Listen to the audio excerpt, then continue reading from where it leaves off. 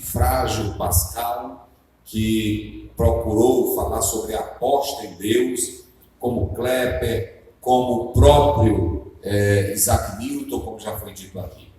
Mas nós queremos dizer para os irmãos, por isso que aí está: eis que Deus é grande e nós não compreendemos, e o número dos seus anos não se pode esquadrinhar.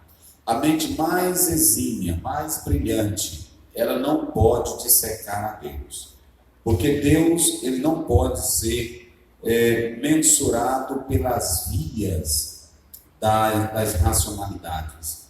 É claro, como diz Tyson, que nós temos alguns dons de Deus para nós que nos ajudam a compreender apenas um vislumbre do que seja Deus. Nós temos a nossa consciência, nós temos a nossa razão, nós temos a nossa inteligência, mas a questão da existência de Deus, ela é uma questão de fé.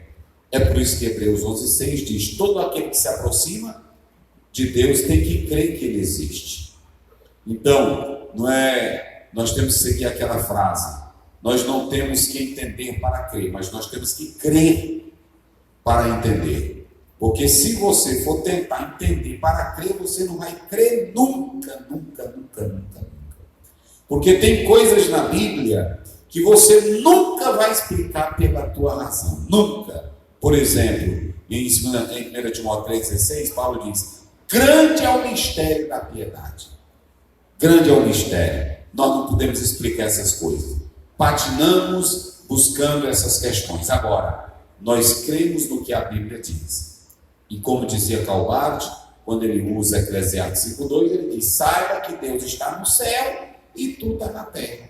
Só quem está lá em cima é que é grande.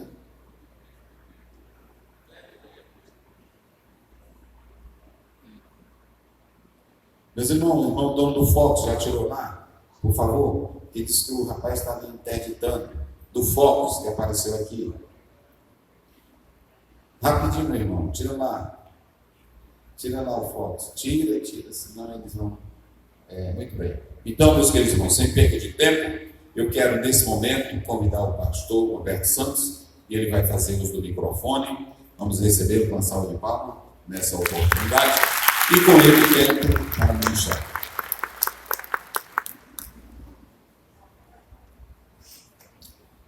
Graça e paz a todos os irmãos, em nome de Jesus Cristo. Em nome do meu pastor presidente, José Wellington Costa Júnior, presidente da CGADB, eu sou ministro da CGADB, Confradesp, Ministério do Belém. Quero aqui trazer uma saudação do nosso presidente ao pastor, Dr. Osiel Gomes, que é o nosso comentarista atual das escolas bíblicas dominicais do Brasil, não é? É um teólogo respeitado pela nossa CGADB e pela nossa Assembleia de Deus no Brasil, pastor. O senhor tem um conceito, não apenas da CGADB, mas de toda a Assembleia de Deus no Brasil. Principalmente do nosso presidente, pastor José Wellington, com o qual eu tenho apreço, consideração e converso constantemente com ele, inclusive agora na EBO, ministrando na 73ª Escola Bíblica de Obreiros.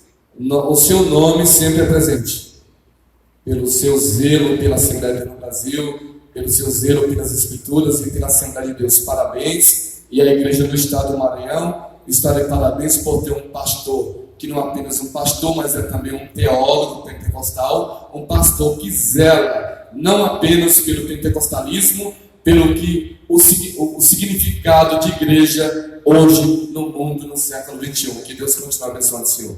Tá bem? Então, nós estamos aqui representando o nosso presidente e o Ministério do Belém. Os demais pastores, o professor Hermínio, que é da Sociedade Brasileira Criacionista, professor Cláudio, nosso amigo, uma vez estive aqui, né, ministrando o curso de pós-graduação Lato Sensu, acho que é em Filosofia da Religião, né? Ou Sociologia da Religião? Filosofia da Religião. Os demais pastores, todos os pastores que aqui estão. Meus amados irmãos,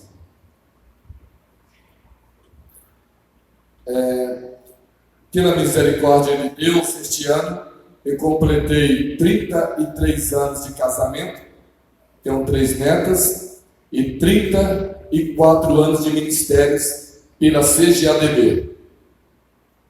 Fui relator do projeto que hoje é a FAECAD, fiz parte de alguns conselhos na CGADB, trabalho diretamente com o Ministério do Belém, cooperando com alguns periódicos da casa, e eu me sinto honrado de estar aqui no estado do Maranhão, aqui na igreja do nosso professor, pastor Osiel Gomes. Eu me sinto honrado, pastor. Nós somos amigos desde 1999, não é? Mas eu me sinto honrado por estar numa igreja que é a caixa de ressonância teológica da Assembleia de Deus aqui no Nordeste.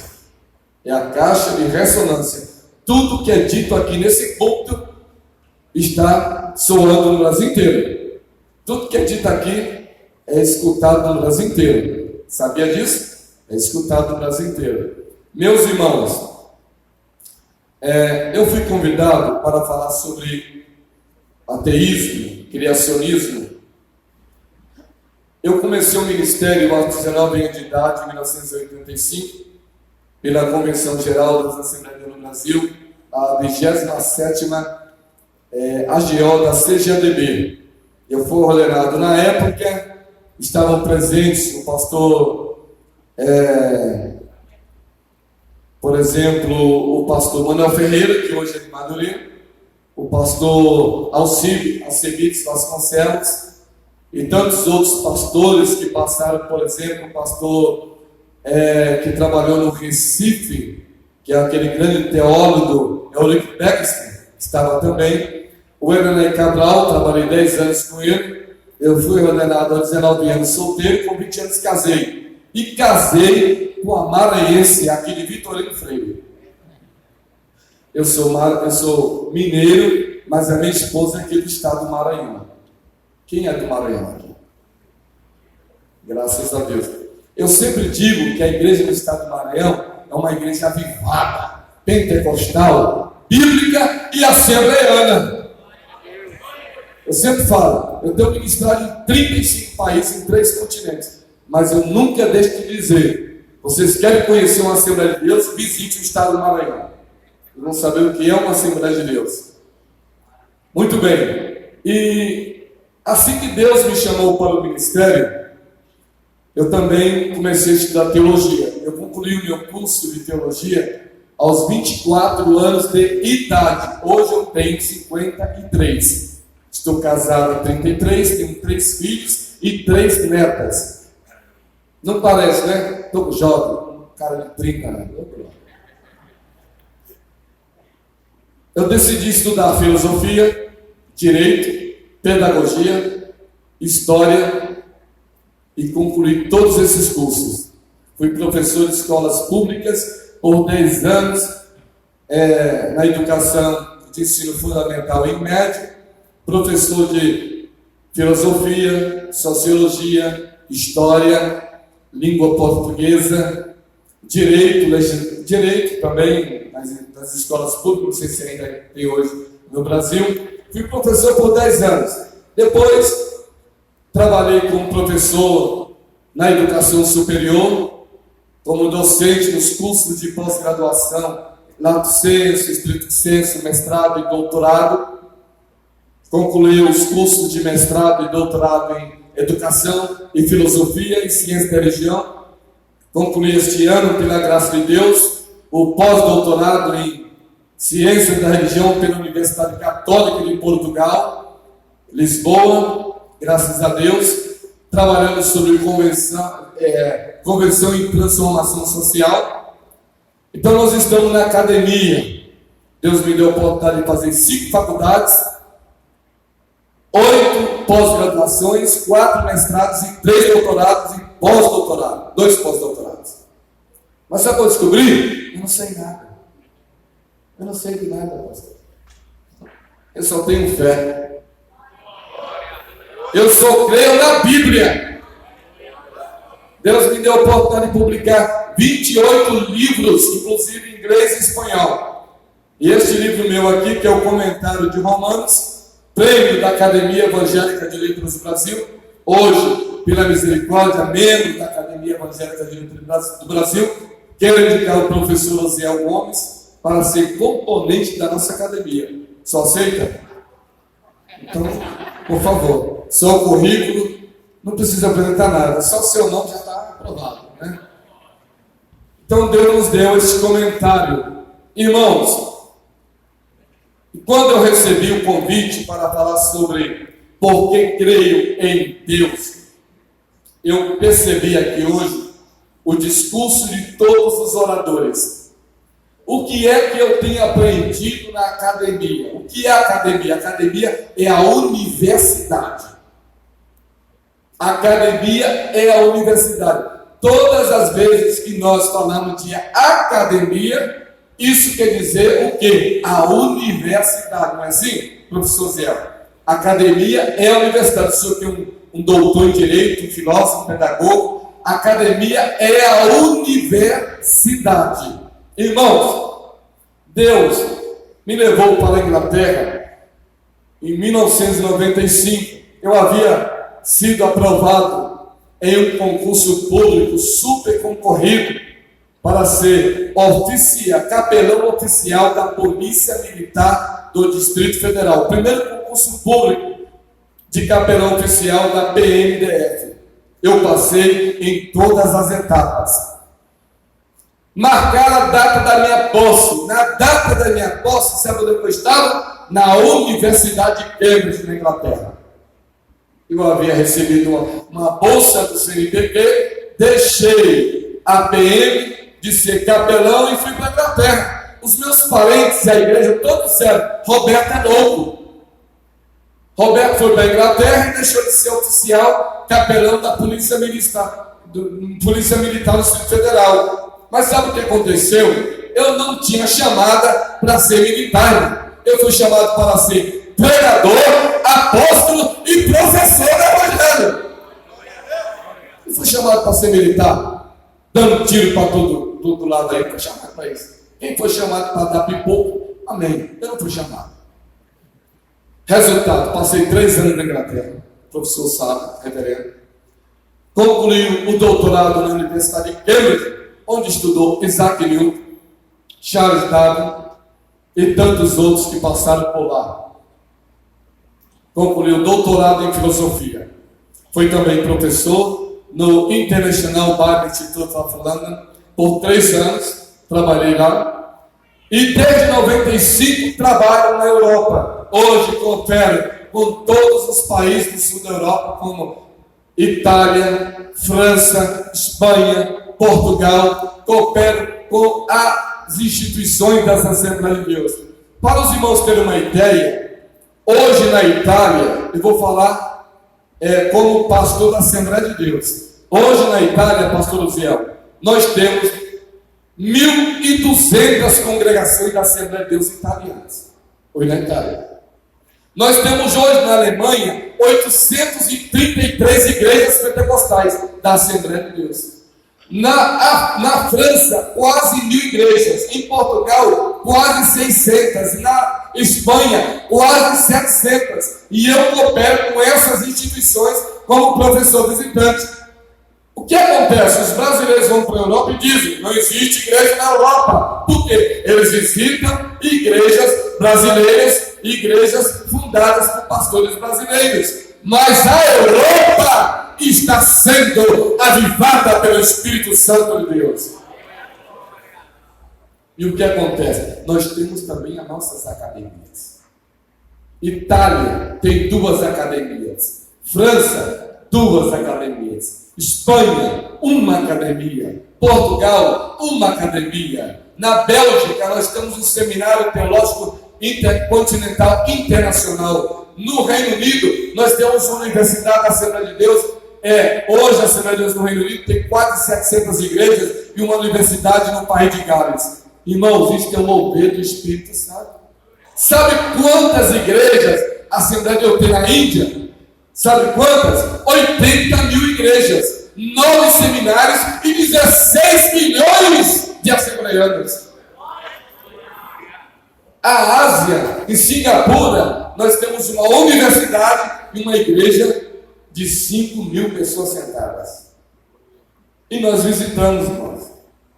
Hoje, nós vamos falar por que creio em Deus. Estão preparados? Aqui uma bênção, né? tem até chá. Tem igreja que não dá nem oferta para o pregador, aqui tem até chá. Que bênção, né? Parabéns. Meus amados irmãos, Deus, eu lhe dizer uma coisa. Eu agora vou falar como professor. Posso falar como professor? Mesmo falando como professor, eu não deixarei de ser pastor. E nem mesmo deixarei de ser crente. Não deixarei de crer na Bíblia. Mas eu vou falar aqui como professor. No mundo ocidental, por exemplo, o professor que é o coordenador da Sociedade Criacionista Brasileira, ele apresentou aqui alguns teóricos que argumentam a existência de Deus. O professor Cláudio também nos apresentou aqui, por exemplo, o Pentateuco, não é? O Gênesis, livro dos começos.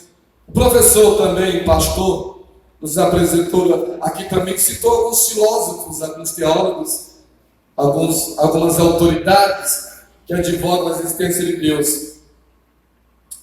Eu tenho percebido que no mundo ocidental, eu inclusive apresentei uma tese na Universidade Católica Portuguesa, na Faculdade de Teologia de Lisboa, da Pontifícia Universidade Católica Portuguesa. O meu projeto de pesquisa, pastores, não foi aceito. Eles pediram que eu mudasse, apresentasse um outro projeto de pesquisa. Por quê? Porque o meu projeto de pesquisa era um projeto inovador. Claro que era original, mas era um projeto que estava mudando 20 séculos de interpretação teológica no Ocidente. Eu fui obrigado a declinar o projeto, não continuar com o projeto e entrar com outro projeto. Entrei com outro projeto.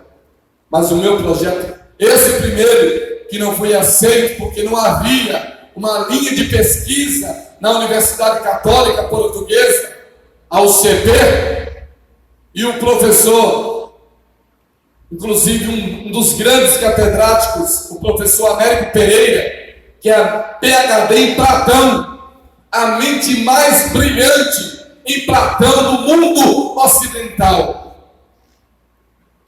E uma vez, tomando café com ele, quando eu apresentei o meu projeto de pesquisa, eu disse: professor Roberto, o seu projeto não tem como ser admitido na academia, na universidade. Eu disse: por quê? Porque o seu projeto é uma área de apologética. Eu disse: meu projeto não é área de apologética, é uma área de teologia comparada, e no campo da linguística, da filologia, e no campo também da metafísica e do método histórico. Eu não estou defendendo aqui o que o senhor está propondo e dizendo que eu estou defendendo. Resultado, o meu projeto foi indeferido. Por quê? Porque não havia uma linha de pesquisa na universidade. Então o professor Alfredo Teixeira, que hoje é o meu supervisor, professor Luciano, que aprovou o meu relatório de um ano, e agora estou concluindo também o meu artigo científico de 20 laudas.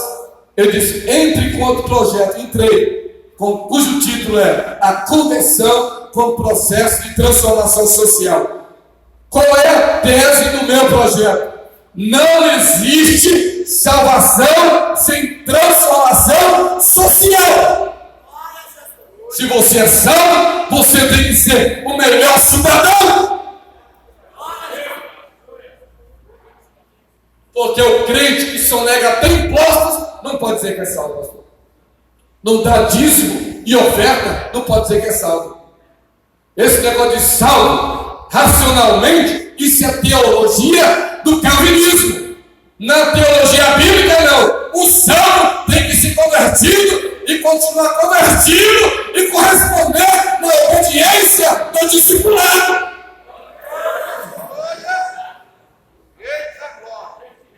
E graças a Deus a minha pesquisa foi aceita. E concluí, graças a Deus. eu fui trabalhar dentro de uma comunidade de casa de recuperação, pastores. Eu consultei 18 irmãos que foram transformados pelo Evangelho. E deu certo. Hoje a minha pesquisa está no mundo acadêmico.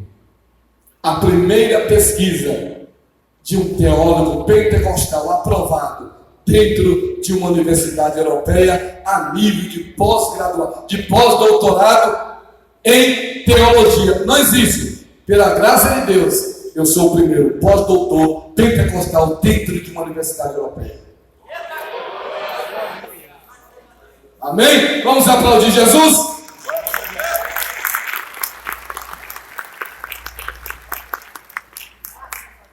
Aí o que acontece? Nós temos duas vias para provar se Deus existe ou não existe. Nós não precisamos de nenhuma via, porque nós já temos a via, que é Jesus o caminho. Quem tem Jesus aí? Quem precisa de via, de caminho, de método, de evidência, de comprovação, de pesquisa, de análise, é a universidade. É um homem que não tem fé. Eu não preciso. O pastor Osiel não precisa. O pastor Paulo precisa. Os pastores não precisam. Porque nós temos o Espírito Santo. Mas esse pessoal de universidade é metido a besta. Não é? Eu sou aluno aí das tuas aulas de doutrina, tá? Esse pessoal quer tudo dentro do enquadramento científico. E nós só temos duas vias para dizer se Deus existe ou não. Primeira via é a via metafísica. A segunda, a via histórica. Não existe uma terceira alternativa. Segundo a metafísica, o que é a metafísica?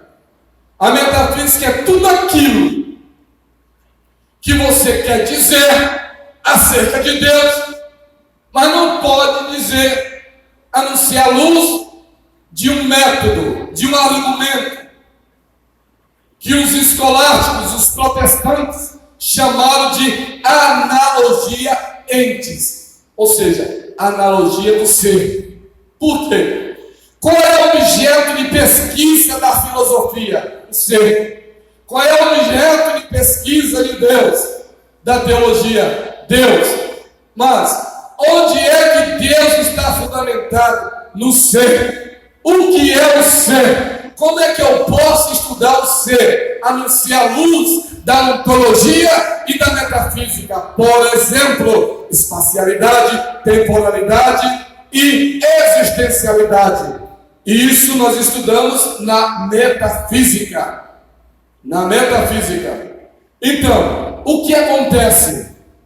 Nós temos duas visões de mundo na Bíblia. Nós temos a visão hebraica e a visão grega. A visão hebraica é filosófica, racional, metafísica. A visão grega, a visão grega. A visão hebraica é uma visão histórica, uma visão empírica, uma visão pessoal. Ou seja, Deus é uma pessoa. No mundo grego, na metafísica, Deus não é uma pessoa. Portanto, todos os discursos acerca de Deus, desde Platão, Aristóteles, passando por Agostinho, pela patrística, pela escolástica, São Tomás de Aquino, São Boaventura, passando por Spinoza, Kant, Hegel, passando por todos eles, inclusive pelos existencialistas, Deus é Deus interpretado à luz da metafísica, ou seja, Deus não é uma pessoa, Deus é apenas uma mentalidade, digamos, filosófica, matemática, geométrica, racional, filosófica, científica. O que é Deus para a metafísica? Deus não é o ser, está acima do ser, ele constitui o ser. O que é o ser? O ser, resumindo, é a existência. Então Deus é a existência, Deus é antes da existência. Esse Deus para a metafísica não é o mesmo Deus da Bíblia, porque o Deus da Bíblia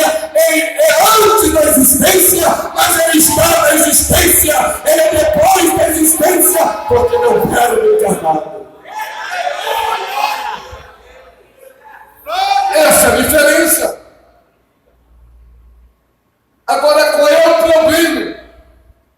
Irmão, não existe ateísmo no mundo oriental. Ateísmo é um problema do Ocidente. E sabe onde é que surgiu o ateísmo? No protestantismo. Porque a igreja começou a negar a Deus, a secularização. Desde o Renascimento, Revolução Industrial, Iluminismo, Revolução Francesa, foi dito aqui, as duas grandes guerras mundiais. O que é o secularismo? Deus não faz parte da vida pública. Isso é o secularismo. O que é o materialismo? Não existe espírito. Tudo é físico, tudo é matéria. O que é o ateísmo? É a negação de Deus. Quando nós negamos a Deus, nós negamos que Deus é Criador, Ele é Pai, Ele é Filho e Ele é Espírito Santo. Então esse é o problema metafísico. E a universidade não aceitou o meu projeto de pesquisa, pastores. Eu parti então para o processo histórico, o método histórico, que é a convenção com o processo de transformação social. Porque no mundo ocidental, até a ciência é metafísica. Se nós seguirmos o Deus de Platão, o Deus de Aristóteles, o Deus de Spinoza, o Deus de Kant, o Deus de São Boaventura, o Deus de Tomás de Aquino, até o Deus de Lutero, o Deus de Calvino, esse Deus desenhado pela teologia ocidental, esse Deus não tem como interagir com o processo histórico.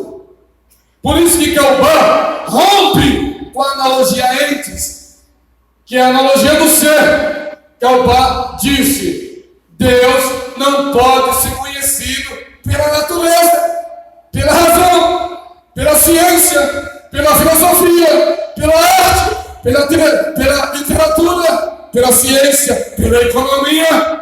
E não é isso que Paulo disse? Que Deus, Ele se fez conhecido e se fez conhecer pela criação. Mas os homens abandonaram a Deus e admitiram a idolatria. O que é idolatria? A idolatria é substituir Deus. É o objeto pelo Criador. A idolatria é adorar a criação e não o Criador. Por isso que Calvin disse que Cristo é a revelação e não a razão, não a filosofia, não a ciência, não a lógica, não a literatura, não a filosofia, não a arte, não a economia, não a política, não a estética, não a cultura, não a bem-estar social, porque só o Espírito Santo revela Deus que é Jesus Cristo.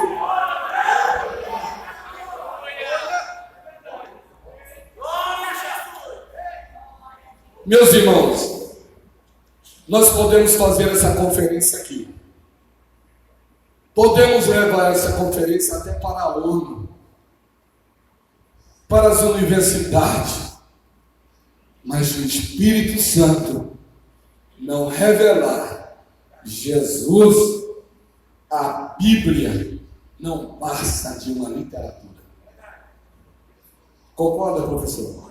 Não passa de uma literatura. Este livro pode ser estudado na Universidade Federal do Maranhão, na Universidade Estadual do Maranhão, na Unicamp, na USP, na Sorbonne, na em Cambridge, Harvard. Mas se o Espírito Santo não disser que Jesus é o Senhor, isso é literatura morta.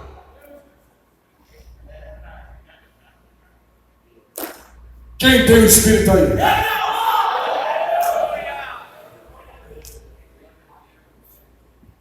Este congresso criacionista sem o Espírito não é nada.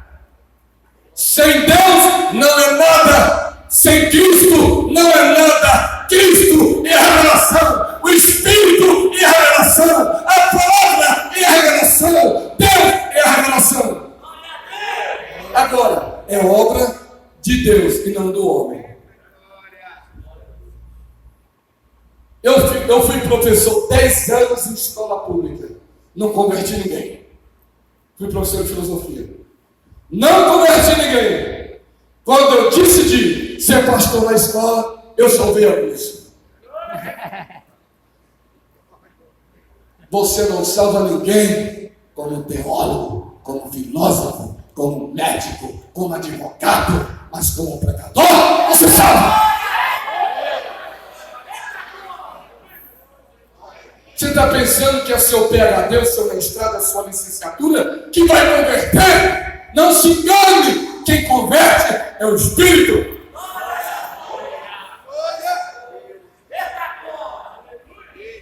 Meus irmãos, se ciência convertesse, as universidades seriam pentecostais. Jesus batizava com o Espírito Santo em todas as universidades. Aqui na Universidade Federal, Jesus estava batizando, né? O professor de lógica, dialética, epistemologia, filosofia da ciência, metodologia científica, ensinando, e Jesus batizando com o Espírito Santo. Batizando ninguém. Agora leva um pregador pentecostal aqui em Tiririca lá, que não sabe nem escrever, mas é salvo e batizado com o Espírito Santo. Ele prega, porque o que faz a obra não é a ciência, é o Espírito.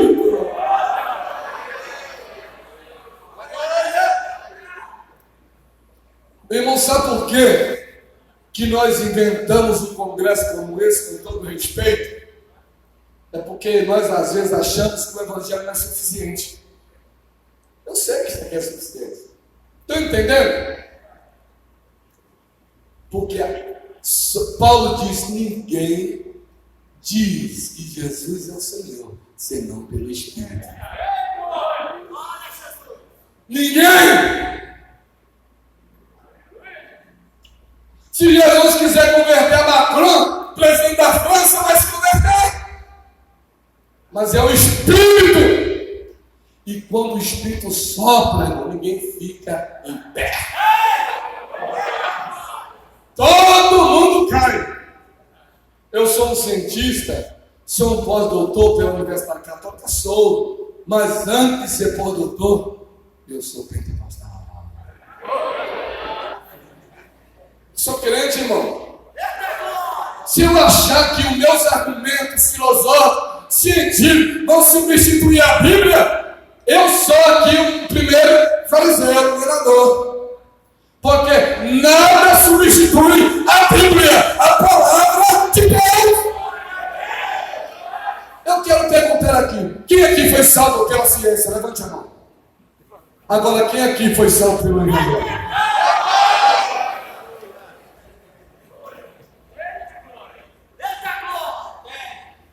Irmãos, ateísmo, porque crê em Deus. Já fui evangelista, vou parar de ser evangelista agora. Nós temos aqui, por exemplo, eu falei sobre a metafísica, o método metafísico e o método histórico. O método metafísico é o método filosófico. E os protestantes criaram uma analogia chamada analogia entes. Analogia fidei. O que significa isso? Eles observaram a diferença entre Deus e o mundo, a natureza.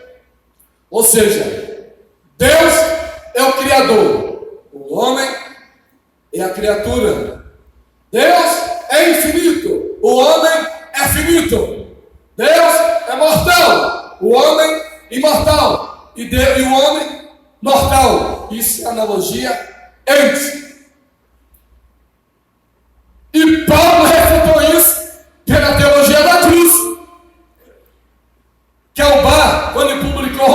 eu li 3 vezes a carta de comentário de Kelbá aos Romanos, ainda em 89. Tem um bando de idiota calvinista aí, querendo defender calvinismo, querendo defender Tomás de Aquino, Kelbá, defender essas teses e nunca leram nada. E os arminianos também nunca leram nada.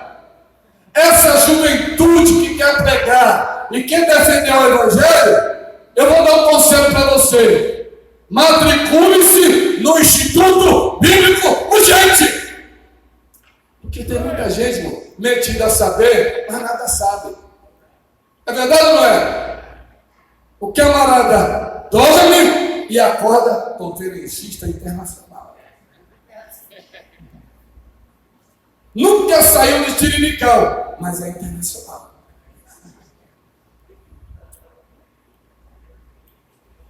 Então nós temos aqui a analogia entes e a analogia fidei, professor. Kelbá. A analogia fidei e ente é protestantismo. Não existe a analogia fidei e a analogia ente no catolicismo romano. Porque o catolicismo tem um magistério, que é a tradição, a escritura e o magistério. O que é que nós temos? Nós temos a escritura e a fé, que não é nada. E Kelbá disse: Deus só pode ser conhecido através de Jesus Cristo. Analogia fidei, ou seja, é a fé, por intermédio da fé. Por isso que na minha apostila eu deixei com os pastores, eu apresento aqui a discussão entre ciência e religião e as teses de Albert Einstein. Porque o Deus de Einstein não é o Deus de Abraão, Isaac e Jacó, é o Deus de Spinoza. E o Deus de Spinoza não é um Deus pessoal. O Deus de Spinoza é um Deus matemático, impessoal, que criou o mundo, mas não está no mundo. Nunca esteve envolvido com o mundo, mas ele criou o mundo. De alguma forma ele criou o mundo, mas ele não é um Deus pessoal. Se você estudar a ética de Spinoza, que é o método que ele aborda da geometria de Euclides, você vai perceber que Deus para Spinoza não é um Deus pessoal.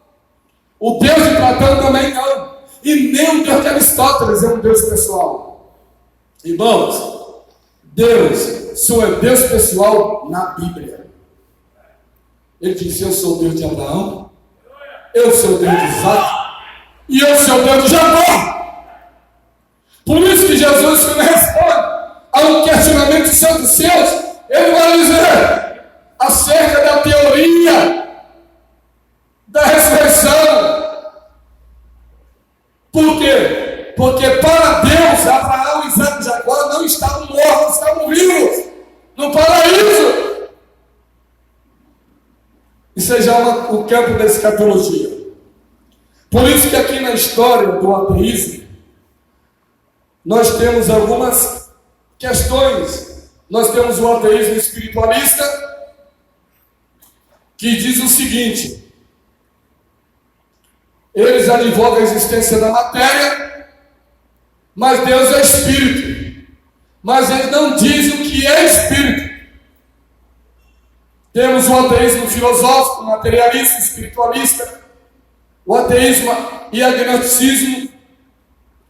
E o Batista Mondin, que foi um grande teólogo, filósofo, ele apresenta algumas concepções do ateísmo. O que é o ateísmo? O ateísmo não é apenas a negação de Deus, porque nós temos também o ateísmo, o deísmo e o teísmo. O ateísmo nega Deus em todos os sentidos. O deísmo nega a personalidade de Deus. E o deísmo diz que Deus é pessoal, mas o deísmo diz que Deus não é pessoal, Deus é impessoal. E o Deus dos filósofos Platão, Aristóteles, Spinoza e companhia, como Albert Einstein, é um Deus impessoal. Nós podemos levantar aqui argumentos filosóficos, teológicos, científicos em prol da existência de Deus, mas esse Deus que é apresentado não é pessoal.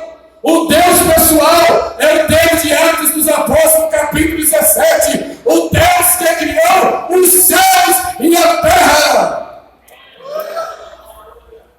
O Deus pessoal é o Deus que fala. O Deus da metafísica não fala. Ele não se manifesta, ele não age. Ele não tem atributos morais. E nem atributos metafísicos.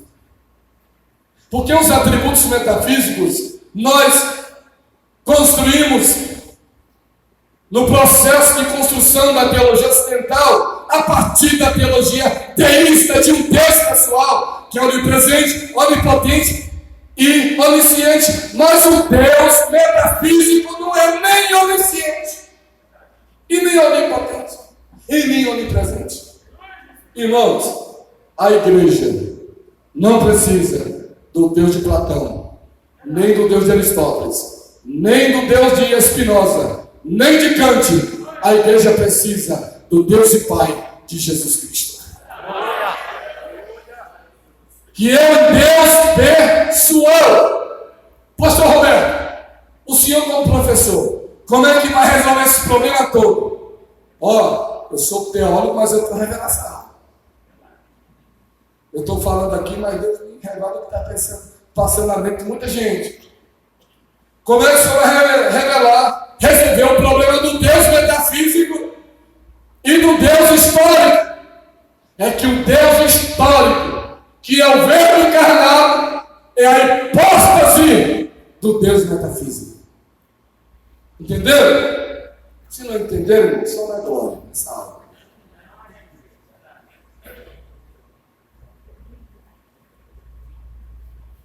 Então nós temos aqui a singularidade. E o Batista Mondinho, professor Hamilton, diz o seguinte: o ateísmo pode assumir várias formas. As principais são 3: especulativa, prática e militante. O ateísmo especulativo, teorético ou filosófico, é uma cosmovisão, um sistema filosófico que explica ou implicitamente exclui a realidade de Deus. Por exemplo, pertence ao tipo teorético explícito os ateísmos de Nietzsche, Freud, Sartre, Russell, Bloch, que foi o grande professor de Multman. Todos são do tipo implícito, todos os sistemas ligados ao materialismo e ao historicismo, ao positivismo, a atitude daqueles que dizem crer, mas na realidade vivem como se não crescem, numa plena diferença religiosa e numa vida completamente materialista, desprovida de qualquer compromisso com a transcendência. O ateísmo militante é o ateísmo ativo, até mesmo agressivo, que declara guerra intelectual contra Deus e provoca e procura também construir uma verdadeira antirreligião e uma abertura antiteológica. Eu pergunto, quem aqui na universidade, na escola, na vida pública, na vida particular, já enfrentou o problema de Deus, da existência de Deus? Quem já enfrentou aqui? E na singularidade do cristianismo, nós temos as seguintes perguntas: por que Deus permite a existência do mal? Já perguntou isso também? Como posso ter certeza que Deus existe? Como devo crer que a Bíblia é fidedigna? Em que medida a ciência moderna está relacionada com a cosmovisão cristã? Irmãos, eu vou dizer uma coisa aqui. Esse negócio de cosmovisão cristã é coisa da reforma. Pentecostalismo não tem cosmovisão cristã, porque nós não temos deficiência de fé. Cosmovisão é tese da reforma, dos reformados, dos neocalvinistas. Nós, pentecostais, não precisamos de cosmovisão. Sabe por quê? Nós já temos o Espírito Santo. Nós temos o Espírito Santo. Quem não tem o Espírito Santo precisa de cosmovisão. Você quer o Espírito Santo? Você quer que o Espírito Santo está em você? O Espírito Santo é a manifestação, a hipóstase, a presença, a continuidade, a revelação de Jesus no processo histórico da igreja. Que evidências podemos ter de que Jesus ressuscitou dos mortos? Hoje, professores, o maior teólogo hoje, vivo, e responde todas essas perguntas. Querem saber o nome dele? Nicholas Thomas White. É a maior autoridade teológica no mundo contemporâneo. É um bispo anglicano, conservador, bíblico, evangélico, crê em Jesus Cristo, na ressurreição, na existência de Deus. Se você ler a obra dele, que é um clássico, A Ressurreição do Filho de Deus, mais de 2.000 páginas. O Nicholas é hoje a maior autoridade acadêmica do cristianismo quando o assunto é fé evangélica. Nicholas Thomas White. Sabe esse pessoal que todo mundo lê? Spurgeon, ou Washington, Magato, John Piper, Calvino, Lutero, todos eles em escola bíblica dominical. O Nicholas Thomas White é a maior autoridade teológica em 2.000 anos de cristianismo e responde todos os questionamentos sobre a historicidade de Deus, a historicidade da Bíblia, a historicidade da ressurreição, a historicidade de novos céus e nova terra, e o sentido de Deus no mundo. Ele diz que a ressurreição é o maior argumento da existência de Deus. Nicholas Thomas White. Lê sobre ele. Temos também o doutor William Lane Craig, e os senhores conhecem também, que é um PhD em filosofia. É uma das maiores autoridades em filosofia no mundo. Muitos ateístas, agnósticos, materialistas, certo, fugiram de debater com ele, e eu conheci pessoalmente na Inglaterra. Por quê? Irmãos, o argumento dele é tão forte, se brincar, até o diabo aceita Jesus como Salvador.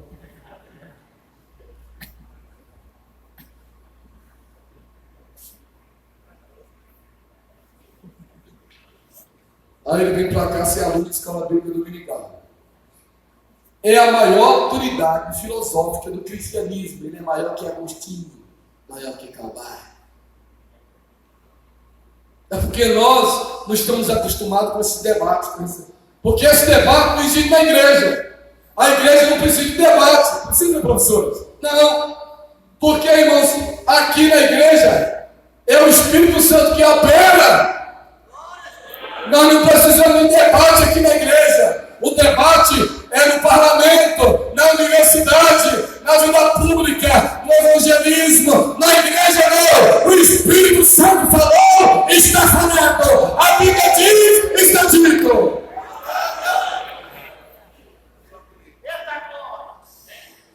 E a pergunta sobre Deus na resposta de Jesus.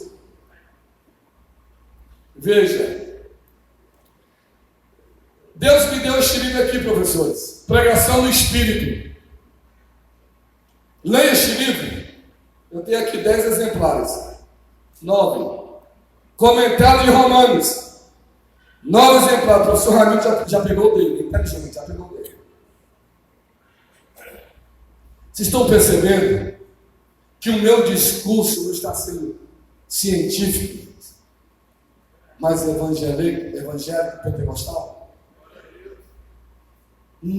Nós aqui não precisamos de argumentos, porque nós já cremos que Deus existe. Quem crê, levante a mão. Mas veja, no meu trabalho, eu apresento o seguinte: a pergunta sobre Deus na resposta de Jesus. Eu disse aqui no início sobre 2 argumentos: o argumento metafísico e o argumento histórico. Irmãos, como eu não tenho tempo para dizer o que é o argumento metafísico e o que é o argumento histórico, porque apenas uma noite, 1 hora, não dá para dizer absolutamente nada sobre isso. Nada. Para eu desenvolver 24 páginas que eu preparei para esta conferência, eu teria que ter no mínimo aqui 1 semana, professor Zé. Até agora eu não disse nada, só estou começando. Não disse nada. Eu estou sendo humilde, irmão. Não disse nada. Não disse nada. Mas eu vou fechar, tá vendo? Senão a oferta não sai. Irmãos, Deus criou o mundo em que vivemos e nos criou especificamente para termos um relacionamento com Ele. Quem tem? Ele nos ama profundamente. Ele é santo e, consequentemente, não pode ter um relacionamento com pessoas pecadoras. Deus nos deu um caminho para nossos pecados serem perdoados. Levante a mão. Ele espera que aceitemos o seu perdão e que tenhamos um relacionamento com Deus que durará toda a eternidade. Eu participei da última comissão da CGADB. O senhor também participou. Declaração de fé das Assembleias do Brasil. E na última declaração, nós inserimos o credo apostólico. Correto, pastor? E nós dissemos o seguinte: cremos em Deus, Pai Todo-Poderoso, que é Todo-Poderoso, Criador do céu e da terra. Creio em Jesus Cristo, seu de único Filho, nosso Senhor, o qual foi concebido por obra do Espírito Santo, nasceu da Virgem Maria, padeceu sob o poder de Pôncio Pilatos, foi crucificado, morto e sepultado, ressuscitou dos mortos ao 3º dia, subiu ao céu, está à destra de Deus no céu, Pai Todo-Poderoso, onde há de vir para julgar os vivos e os mortos. Creio no Espírito Santo da Igreja Universal, na comunhão dos santos, na remissão dos pecados, na ressurreição da carne e na vida eterna. Irmãos, eu vou terminar. Eu teria aqui muitos argumentos. O argumento de Kaubach, o argumento de Bonhoeffer, o argumento de um dos meus livros, Teologia da Cruz, que são 3. O antes e o depois da cruz, a curvatura da cruz e o sinal da cruz. Mas eu quero lhes dar aqui hoje um testemunho da existência de Deus. Há 4 anos, meu filho, Lemuel Eloy dos Santos, diagnosticado com câncer no sistema linfático. Hoje ele tem 29 anos, pastor. É casado há 9 anos, tem uma filha, mora em Portugal, trabalha no departamento de telecomunicações do governo português. Ele estava na UTI do Hospital Universitário de Brasília. Na mesma época, o filho do pastor José Wellington Costa Júnior estava com o mesmo problema, mesma idade. 29 anos, hoje ele é juiz de direito. 29 anos, casado, com o mesmo problema. Os dois na UTI. Vocês querem uma prova da existência de Deus? Eu tenho 53 anos de idade, 34 de ministério, 33 anos de pregador. Estive em 35 países, treinei 20 mil líderes ao redor do mundo, formei mais de 5 mil estudantes, preguei em todos os estados do Brasil, mas meu filho estava na UTI, entre a vida e a morte. Sabe o que aconteceu? Eu peguei a Bíblia. A minha casa, eu moro em Brasília, Distrito Federal, Águas Claras. A minha casa na frente, um sobrado, no fundo é o meu escritório. Meu escritório está nesse ponto todo aqui, ó, no escritório. Minha biblioteca, tem 8 mil livros. Eu fui orar, pastor. Eu disse, Deus, tenho pregado.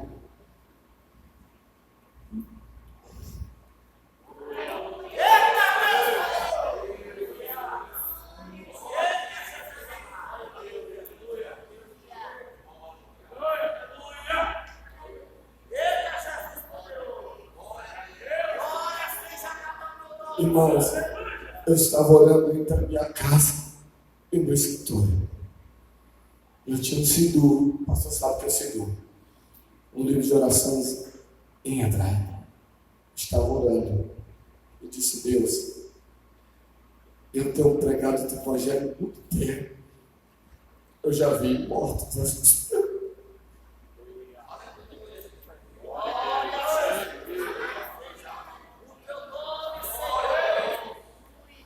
Eu já vi Jesus batizando com o Espírito Santo, curando enfermos, paralíticos andando, cegos chegando. Irmãos, eu já vi muitos milagres no mundo inteiro. Meu filho, Deus, está na UTI, entre a vida e a morte.